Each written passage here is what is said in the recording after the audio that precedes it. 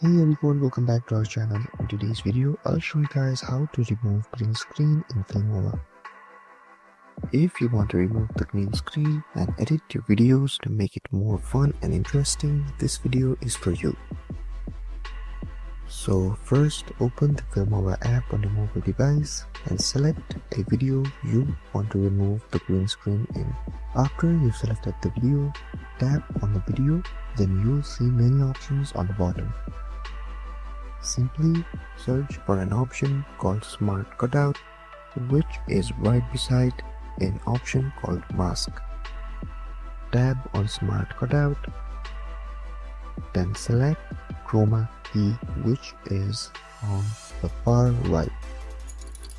Then simply tap on the pen icon and tap on the green screen that you want to remove in the video. By following these steps, you'll be able to remove the green screen in Filmora.